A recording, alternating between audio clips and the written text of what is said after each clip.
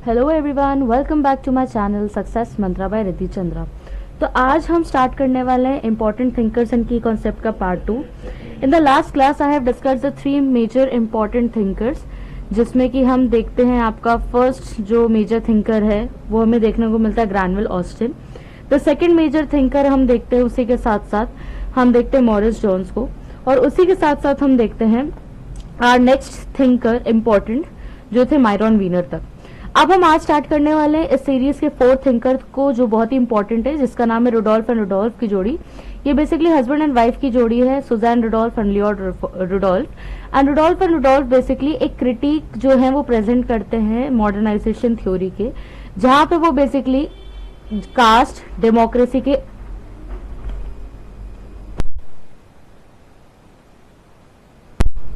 जहां पे हम देखते हैं वो इंटरैक्शन की बात करते हैं कास्ट और डेमोक्रेसी की, और उसी के साथ साथ हम देखते हैं कि वो politics of education, करिकुला, emergence of bullock cart capitalist के भी बारे में बात करते हैं। तो बुलक कार्ट कैपिटलिस्ट के बारे में मैं थोड़ा सा आपको डिटेल करना चाहूंगी कि बुलक कार्ट कैपिटलिस्ट का मतलब ये होता है कि जब ग्रीन रेवोल्यूशन हुआ तो उस टाइम पे कुछ section of farmer, that is the your rich farming class को बेनिफिट हुआ। तो ये जो रिच फार्मिंग क्लास जो बेनिफिट हुआ, ये बेसिकली एक कैपिटलिस्ट की तरह वर्क ऑन करने लगा, जिसको उन्होंने बोला बुलक कार्ट कैपिटलिस्ट। और यही जो बुलक कार्ट कैपिटलिस्ट जो फार्मिंग क्लास जो है, यही हम देखते हैं मिडिल क्लास की तरह इमर्ज होता है। और जो फाइनली हम देखते हैं कि कास्ट और पॉलिटिक्स का जो हमें नेक्सस देखने को मिलता है, जो कि रजनी कोठारी बात करती है, वो इसी के फर्दर जो आर्ग्यूमेंट्स में हमें देखने को मिलता है। ठीक है, तो ये बुलक कार्ट कैपिटलिस्ट का जो मॉडल है वो Susanne Rudolph and Lloyd Rudolph देते हैं, और बेसिकली कास्ट को बेसिकली डिवाइड करते हैं पॉलिटिकल मोबिलाइजेशन में, जहां पे वो वर्टिकल, हॉरिजॉन्टल एंड डिफरेंशियल की बात करते हैं। अब इनकी देखते हैं हम कुछ इंपॉर्टेंट बुक्स, जिसमें आता है सबसे पहले modernity of tradition, political development in India, regional modernisation and political representation, that was written in the year 1984। In pursuit of Lakshmi जो आई है 1987 में। उसके बाद हम देखते हैं जो मोस्ट इंपॉर्टेंट बुक जो है वो post modern Gandhi and other essays जो 2006 में आई है। Education and politics in Indian state जो कि हमारी 2008 में आई है। नेक्स्ट हम इस सीरीज में देखते हैं जो हमारे थिंकर है, that is the most important again,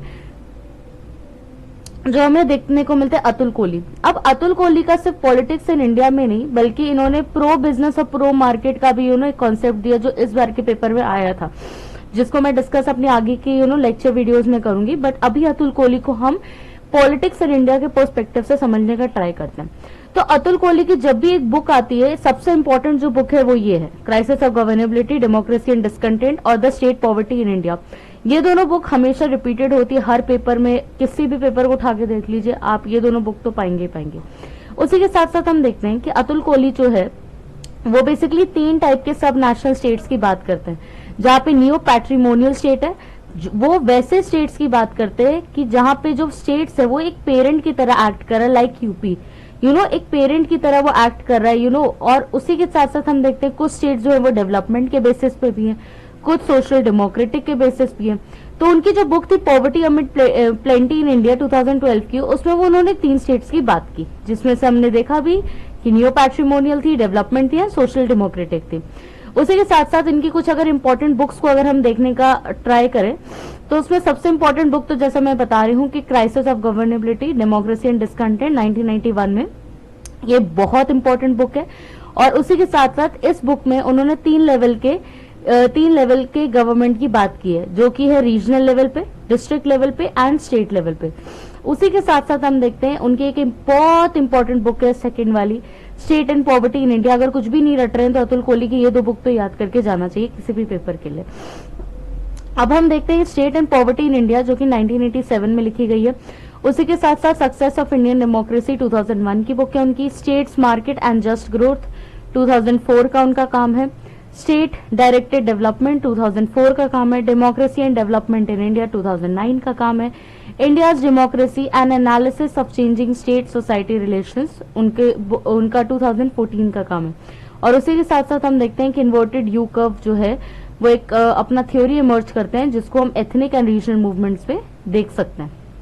okay, so next जो हमारे थिंकर है, 1 सेकेंड, नेक्स्ट जो हमारे थिंकर हैं वो है पॉल ब्रास। तो पॉल ब्रास को समझने से पहले ये समझिए कि इनके पहले मायरॉन वीनर थे। एक सेकंड, मैं मायरॉन वीनर को दिखाती हूँ आपको, just a second. Myron Weiner कहाँ गए?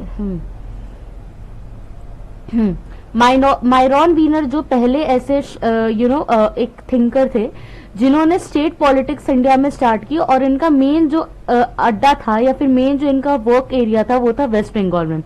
पर जब मैं बात करती हूँ पॉल ब्रास की, just a second, Paul Brass की, तो पॉल ब्रास का जो वर्किंग एरिया है वो एक्चुअली में यूपी है। ठीक है, तो आप कंफ्यूज मत कीजिएगा। मायरॉन वीनर का कहाँ पे? Myron Weiner works in West Bengal, Paul Brass का काम है यूपी में। और यहाँ पे यूपी में वो बेसिकली राइट से डील कर रहे हैं, कम्युनल राइट से, दैट इज दंगे फसाद जो होते हैं कम्युनल बेसिस पे। उसी के साथ साथ वो ये कहते हैं कि इंडिया में जो राइट्स है वो बेसिकली मशीनरी की तरह वर्क ऑन कर रहे हैं। और उसी के साथ साथ हम देखते हैं कि एनवायरनमेंट जो इंडिया में वो कभी भी कम्युनल वायलेंस से फ्री नहीं हो सकता है। क्यों नहीं फ्री हो सकता? क्योंकि हमारा इंडिया जो है वो वेरी मच कास्ट से एनग्रेव्ड है, कास्ट उसकी रूट्स पे है। उसी के साथ साथ हम देखते हैं कि वो नॉर्थ इंडिया को समझने का ट्राई करते हैं, और उसी के साथ साथ वो एक प्रॉपर स्टेज जो है उसकी बात करते हैं जहां पे वो preparation, precipitation and blame game की बात करते हैं कि नॉर्थ इंडिया के पॉलिटिक्स जो है वो इन्हीं 3 चीजों के अराउंड रिवॉल्व करता है। ठीक है, और एक कम्युनल वायलेंस इसका रिजल्ट होता है। उसी के साथ साथ हम देखते हैं कि जो लैंग्वेज और रिलीजन और जो पॉलिटिक्स जो है वो बेसिकली कंसर्न्ड है कि कैसे प्रमोट किया जाए कम्युनल और नेशनल मूवमेंट को, और बेसिकली फैक्शंस जो इंडिया के पॉलिटिक्स में डेवलप हो रहे हैं या फिर एग्जिस्ट कर रहे हैं वो उससे डील करते हैं। Factions in the sense that are the दरार, मतलब जो भी क्रैक्स हमें देखने को मिलते हैं या फिर जो भी लूप होल्स है इंडिया के पॉलिटिक्स में, स्टेट पॉलिटिक्स में, in comparison to the Uttar Pradesh में। उसके बाद उनकी कुछ इंपॉर्टेंट बुक्स देखते हैं, जैसे कि factional politics in Indian state 1965 की बुक है, language religion and politics in North India जो उनकी 1974 की बुक है, caste faction and party in Indian politics जो कि 1984 की बुक है, एथनिसिटी एंड नेशनलिज्म जो कि उनकी 1991 की बुक है।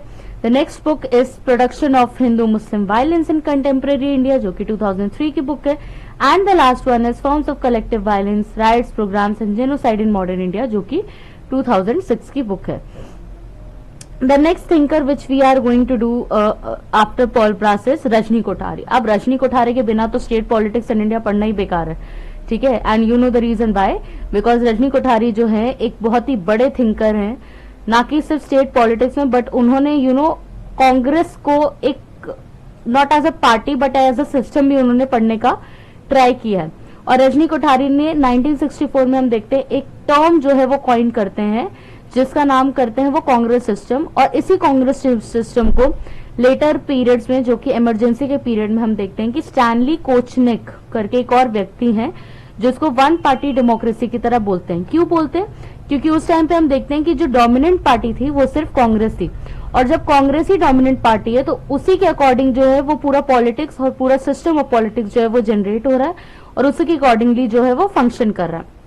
उसके बाद हम देखते हैं कि इनका जो मेथड या अप्रोच है वो बेसिकली स्ट्रक्चरल फंक्शनल अप्रोच है, और उसी के साथ साथ ये मॉडर्नाइजेशन थ्योरी के समर्थक या सपोर्टर भी है। और जो क्रिटिक है मॉडर्नाइजेशन की थ्योरी के वो है बेसिकली रुडोल्फ एंड रुडोल्फ, जैसे कि मैंने आपको अभी स्टार्टिंग ऑफ द क्लास में बताया था। ये देखिए कि क्रिटिक कौन कर रहा है मॉडर्नाइजेशन का, रुडोल्फ एंड रुडोल्फ, और सपोर्ट कौन कर रहा है मॉडर्नाइजेशन को, रजनी कोठारी। एक मिनट,